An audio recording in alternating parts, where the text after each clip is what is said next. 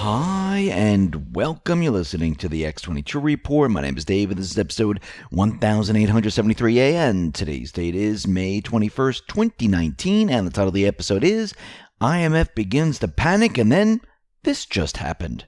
Now, before I get started, I wanted to talk about trading. There's never been a better time in history to trade crypto, stocks, or binary options. Trade Genius, over the last 30 days, has netted its traders over 22% of their money from spot-on trades. If you never traded before and you want to take advantage of these types of profits every day in the market, I urge you to sign up for one of many Trade Genius's online educational courses. Take control of your financial future. Discover the lucrative world of trading right now through May for their Memorial Day sale. You use promo code MEMORIAL for 40% off all non-bundled items. Check out TradeGeniusAcademy.com. Tell them X22 Report sent you. Let's get into the economic collapse financial news. Now, the central banks, they're trying to keep everything together because they know they're completely exposed, and if the economy comes down, they will be blamed. And we're starting to see the IMF out there, and they're panicking a little bit because of what they've done in the past. And it's not just the IMF. It's the ECB, it's the Fed, it's the Biz, it's the Rothschild banking system. They blew up bubbles and they increased the debt around the world. And they know what happens when their bubbles pop. Everything comes tumbling down. And now they are panicking because they see that they've pumped up the bubbles in the past. They were expecting an event. They didn't get the event. And now they're very worried. They don't want anything to happen where the entire system comes down and it is completely blamed on them. They're not too much worried about the United States because Trump right now, he is keeping the economy going. The central bankers are worried about other countries. Remember, they're completely exposed around the world. And we'll be getting into that in just a minute. But it looks like out in the UK, Theresa May, well, she's trying once again. She has her latest new BREXIT deal, which is really the exact same thing. And she's trying to push a second referendum. We know the people have already voted. They don't want a second referendum. They already had one referendum where they said, listen, we don't want to be part of the EU anymore. And we don't care if there's no deal. Now, remember, Theresa May, she is working for the central bankers. This is why she's continually pushing their plan. Remember, we have Nigel Farage and his party, which is gaining ground, and she's becoming very, very nervous. And we'll have to wait and see how this all plays out, but I don't think her latest push is going to work. I think eventually what's going to happen is she's going to resign, and that will be that. But again, you can't put anything past the central bankers because they will try anything and everything to stay in power.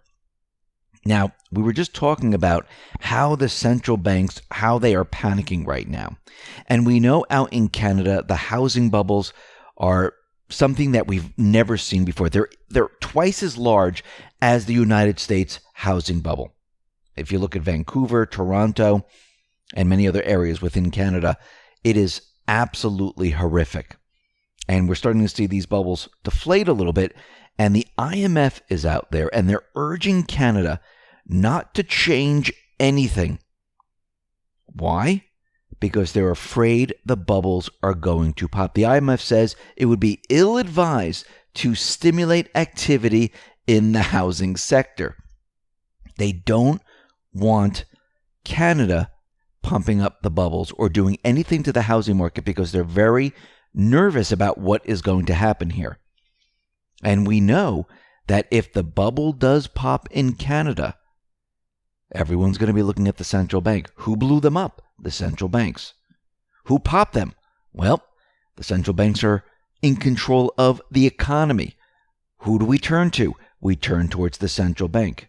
Now, the IMF says the household debt in Canada is still too high to pursue policy changes to encourage more activity in the housing markets. I wonder why there's too much debt. Because they've been pushing debt since 2008. I mean, extreme debt. Yes, they've been pushing debt way before that, but since 2008, they went off the charts by pushing debt onto every single one of these countries. And remember, the central bankers, they don't want the countries to implode. They want this happy medium where they're in a lot of debt, they can control the country, tell the country what laws they need to pass. If they need to push austerity, this is how they like to keep the countries, right in that middle ground. Because if a country defaults or a country implodes under their debt level, it goes back to them. This is why they make sure that the countries do not implode. This is part of their mandate. Make sure no country implodes on our watch, because if they do, all eyes are on us.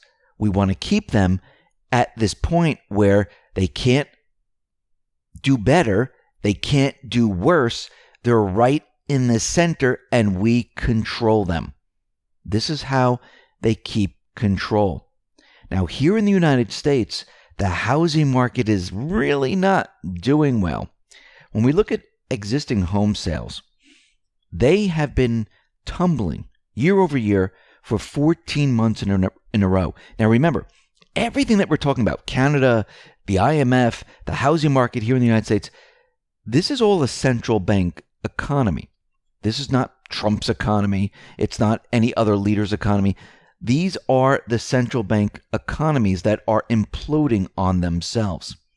And when you start to look, and you look at the housing market, you look at retail, you look at the real GDP numbers, you look at the real unemployment numbers, not the manipulated ones that say, hey, look how great everything is. When you really look at that, you can see the central bank system, it is really falling apart. Now, Trump knows this, and he's been calling out to the Fed, urging them to cut rates and start stimulus once again. Now, we know that the Fed has been tightening. Trump told them that they need to stop this. Well, they're going to stop this in the fall. Trump also said you can't raise rates anymore. Well, they stopped raising rates. Trump says, well, now we need you to cut rates and start stimulus. Now, the Fed, they're going to start stimulus once again. But they don't want to come out and say, and I believe this is part of the plan, to make sure that the Fed is completely independent and it looks independent so no one questions anything. The Fed is going to come out with this new program as soon as next year. I believe it's going to be sooner than that. But as soon as next year, the Fed will resume large-scale buying of debt securities. This time, just U.S. Treasuries in amounts that may ultimately exceed its crisis-era purchases. Now, of course, the Fed is not going to call this QE. They're going to come up with some other name. This way, people don't realize that they are stimulating the economy once again. And we need to remember, there's a fine line here where the Trump administration needs to make sure that the Fed looks independent. This way, the mainstream media, the deep state, and the rest of the world don't say, hey, you are controlling the Fed and the Fed must be independent. They want the Fed to look independent. Kudlow was out there saying, listen, we would like the Fed to cut rates. We would like the Fed to start stimulus. We're not telling the Fed what to do because they are completely independent. They need to keep the illusion up that they are independent. And this is being done on purpose so they can go after the Fed later on. Now, the reason why the Fed is now going to stimulate the economy, it's because they need the economy to continue on the way it is, so Trump can continue restructuring the economy and getting prepared for the transition. Now let's go back to May 14th, where he tweeted out the following. China will be pumping money into their system and probably reducing interest rates, as always, in order to make up for the business they are and will be losing. If the Federal Reserve ever did a match, it would be game over. We win. In any event, China wants a deal. Trump right there is telling the Federal Reserve exactly what he wants. The Federal Reserve is going to do exactly what he wants, as we can see. He needs the stimulus. He needs the rate cuts. He needs all of this to keep the economic system chugging along. Listen to the IMF. They're panicking right now. They don't want countries making drastic moves. If they make drastic moves, the entire system falls apart. If the entire system falls apart, all eyes are on them. Think about what is happening right now. Just like the deep state, the central bankers, they're trapped. They can't move forward. They can't move back. They really want a reset, but they can't have it. And the patriots have the central bank caught in this trap. The patriots have the deep state caught in this trap. And there's no way out. And Trump is controlling it all. It might not seem like he is, and the patriots are, but he is controlling it. I mean, do you think the Federal Reserve is just doing exactly what they want to do? I mean, weren't they raising rates? Weren't they tightening? Why would they go the other way if the economy is doing better than ever? It doesn't make sense. They were on a different path. They did a 180. And now, guess what? The central banks, they don't know what to do. And I'm talking about the other central banks, the Rothschild, IMF, the BIZ, the ECB, because they're watching the Fed and they're saying, okay, this wasn't part of our plan. They reversed everything. And who's in control of them right now? We don't know. And that's why the IMF is out there in Canada saying, listen, don't touch anything. Just leave it the way it is. We're very nervous and afraid because if this whole thing falls apart, well, it's done for us.